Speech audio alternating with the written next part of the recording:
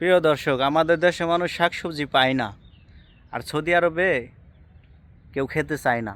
এটাই তার প্রমাণ। দেখেন আমার পিছনে দেখতেছেন, এই যে প্রচুর পরিমাণে টমেটো। দেখেন এগুলো সব ভালো টমেটো, কিন্তু খাওয়ার মতো কোনো লোক নাই। আমি আপনাদের আরও দেখাবো এই ঘরটার ভিতরে যায়। এখানে আগে টমেটো ছিল, টমেটো গাছ এটার ভিতরে গ্রিন হাউসের। তো আপনারা পুরো ভিডিওটি জুড়ে আমার সাথেই থাকবেন। তো চলুন আপনাদের আমি দেখাচ্ছি এখন। এই যে দেখেন কি পরিমাণে টমেটোগুলো, ভালো ভালো টমেটো, কিন্তু খাওয়ার মতো লোক নাই। এখন আমি এই ঘরের ভিতরে ঢুকবো। এই ঘরটার নাম্বার হচ্ছে 12। এই যেটা হচ্ছে 12 নাম্বার। আর এই ফ্যানগুলোর কাজ হচ্ছে কিন্তু গরম বাতাস বের করে এই দিক দিয়ে। আমি এখন ভিতরে যাচ্ছি।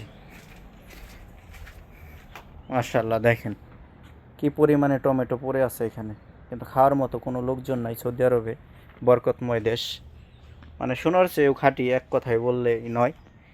আমাদের দেশে কিন্তু এত সুন্দর মাটি, বেলে মাটি, বেলে দোআঁশ মাটি, এঁটেল মাটি, বিভিন্ন ধরনের কিন্তু মাটি আছে। কিন্তু সৌদি আরবে শুধু শুধু বেলে মাটি আর পাথর। বেলে মাটির সাথে আর পাথর, মানে দুইটাই মিক্স। আর কোনো মাটিই নাই সৌদি আরবে। দেখেন তারই ভিতর থেকে কি পরিমাণে যে মানুষে ফলন উৎপাদন করে এইখানে, কিন্তু আপনারা চোখে না দেখলে কখনো বিশ্বাস করতেন না বা করবেন না। তো এই যে এটাই তার প্রমাণ। এখানে কিন্তু আগে টমেটো গাছ ছিল, এটা পুরোটাই এইভাবে এই সারিবদ্ধভাবে এখানে টমেটো গাছ রোপণ করা ছিল। কিন্তু টমেটো গাছগুলো এখন বড় হয়ে গেছিলো, মানে বুইড়া হয়ে যায়। তখন ওগুলো উঠায় ফেলে আবার নতুন করে এখানে রোপণ করে। তো এই যে এগুলো হচ্ছে টমেটো, ভালো ভালো টমেটো আছে কিন্তু এখানে, প্রচুর টমেটো। আমাদের দেশে কিন্তু একটা সময় 250 থেকে 300 টাকা বা 200 টাকা কেজিও কিন্তু টমেটো গেছে। আর এই দেশে 1 কেজি টমেটোর দাম হচ্ছে মাত্র 2 রিয়াল থেকে 3 রিয়াল বা 4 রিয়াল সর্বোচ্চ। যখন সিজন আসে তখন কিন্তু 2 রিয়াল 1.5 রিয়াল কিলো।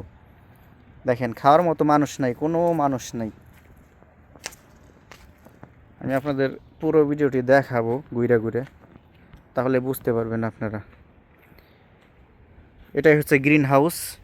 আর উপরে দেখেন ডেরা সিস্টেম, অনেক সুন্দর। মানে বৃষ্টি বাতাস টাতাস কিছুই আসার মতো মানে ওয়ে নাই, সব দিক দিয়েই বন্ধ।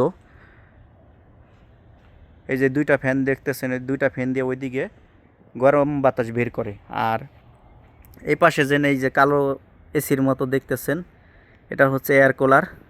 ওই উপর দিয়ে ঝর্ণা বেয়ে বেয়ে পানি পড়ে আর ঠান্ডা বাতাস মানে প্রবেশ করে এইদিকে। আর এই দিক দিয়ে গরম বাতাসটা বের হয়ে যায়। এগুলার কারণে কিন্তু এখানে প্রচুর পরিমাণে সবজি উৎপাদন হয়, বা গাছগুলা মরে না, ভালো থাকে। আশা করি সকলে বুঝতে পারতেছেন আমার ভিডিওটি দেখে।